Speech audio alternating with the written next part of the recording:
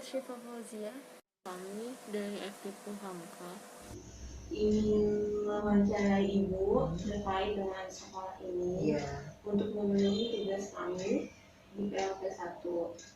Saya Kasmiti SPD sebagai Kepala Sekolah SD Nuarakas 01. Saya bertugas di SD Nuarakas 01 sudah dari tahun 2016 sampai sekarang. Sudah 4 tahun ya. Kebetulan memang dulu sekolah ini masih jadi dua sekolah antara Nuarakas 1 dan 2. Kemudian pada bulan Oktober 2019 digrouping menjadi Nuarakas 01. Dan sekarang kepala sekolah cuma satu, yaitu saya dengan jumlah siswa yang ada sekarang 23 rombel, jumlah siswanya 727 dengan jumlah personil guru dan teknik serta saya 40 personil. Ibu sudah berapa lama Ibu menjadi kepala sekolah ini? 4 tahun.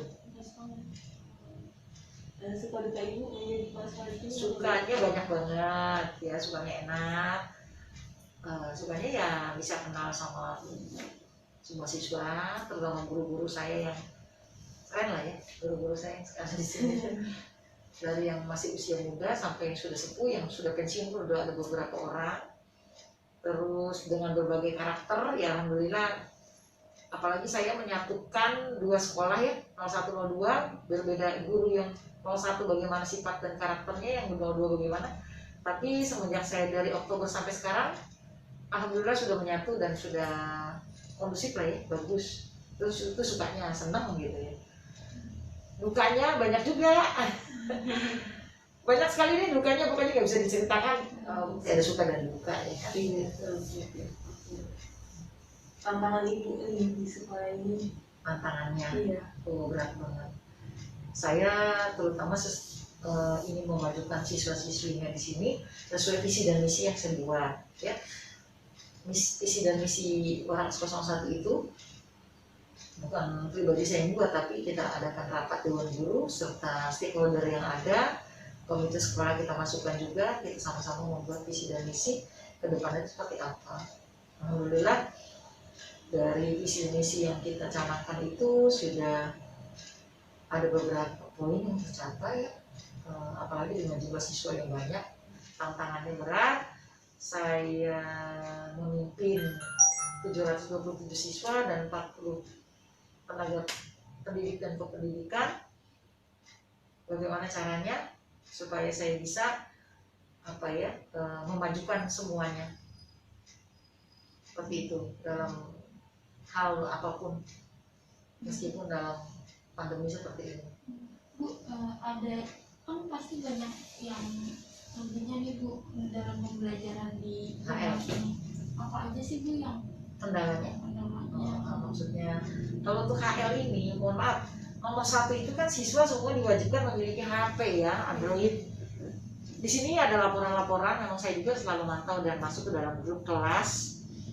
Itu di setiap kelas pasti ada siswa yang tidak memiliki handphone.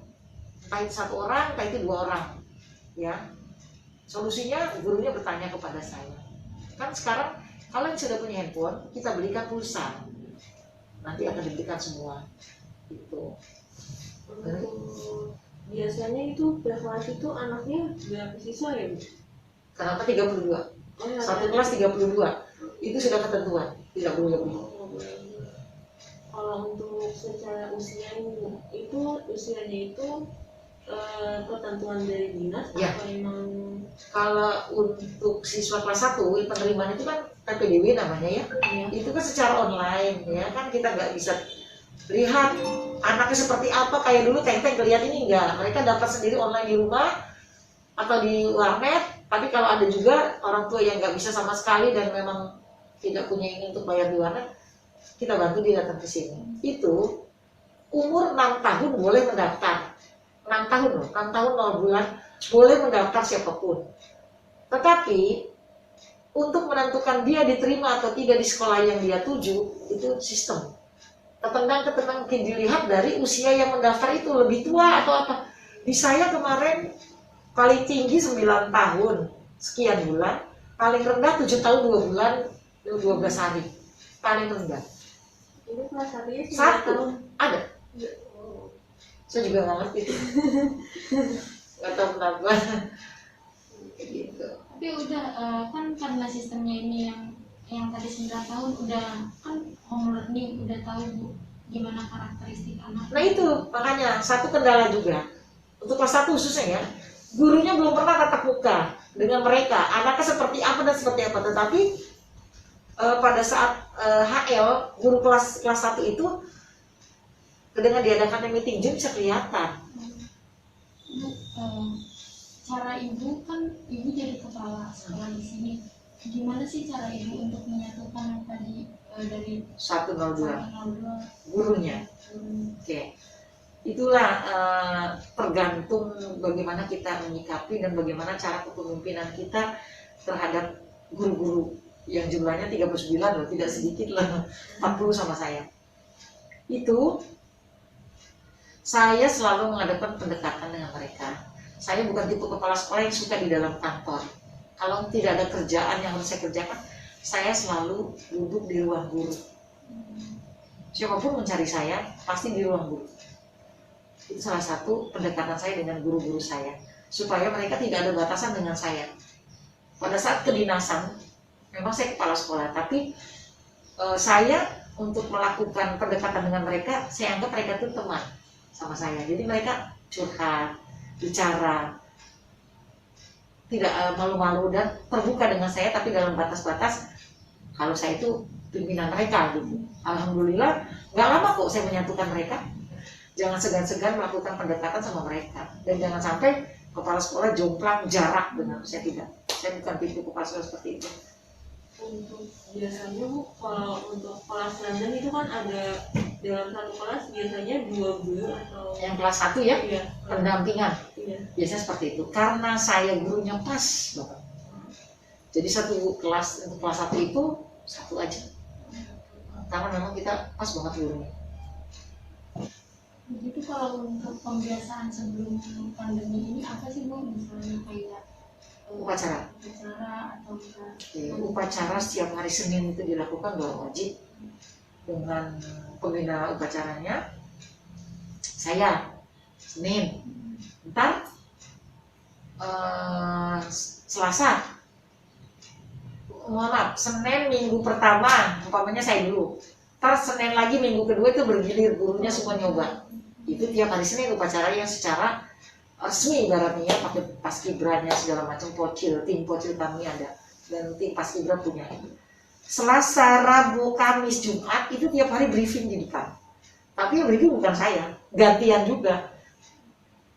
Kita buat tiket, briefing hari ini si A, temanya terserah, yang penting dibatasi dari jam 6.30 sampai cuma 10-15 menit, langsung masuk. Itu setiap hari. Kemudian Jumat pertama dan Jumat ketiga itu sholat duha pagi. Jumat kedua dan keempat senam bersama. Saya panggil instruktur semua. Di sini rame-rame. Sini antara guru dan siswa semua senam. Duha pun di lapangan sama semua. Itu untuk yang pembiasaan setiap gitu ya. Kalau untuk yang hari-hari sih ya sholat berjamaah dilakukan.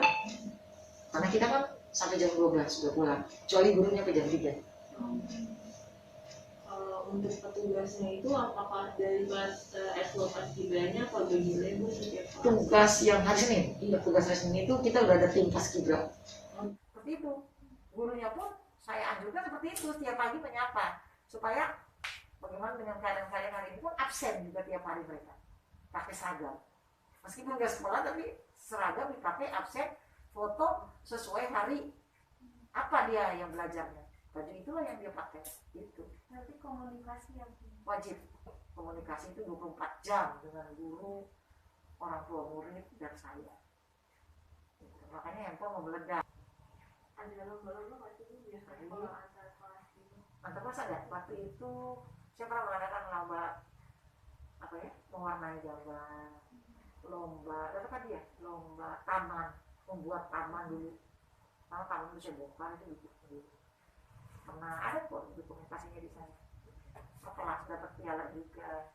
Terus lomba kebersihan kelas, lomba pengecekan di dalam ruangan kelas. Iya. Karena di dalam ruangan itu di atas sih ya, dia tiap kelas di belakang ini temboknya nggak polos, banyak nuansa lukisan bertema, tergantung mereka temanya maunya apa nih. Ya kayak di depan ini lah, itu mereka masih karya-karya mereka kan bagus di atas, serius di bawah nggak apa, tapi dia udah masuk ruangan. Kalian di lantai 4 kan kelas 6 punya tuh, lantai 4 tuh udah gini-gini ya.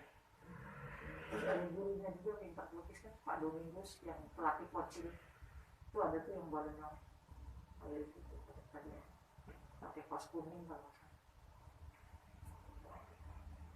Terakhir mananya Bu, Ibu dan tenaga pendidikan yang lainnya tuh strategi apa sih yang Ibu lakuin untuk meningkatkan mutu pendidikan di sekolahnya? apanya? Strategi yang Ibu Strateginya ya, kualitas sekolah.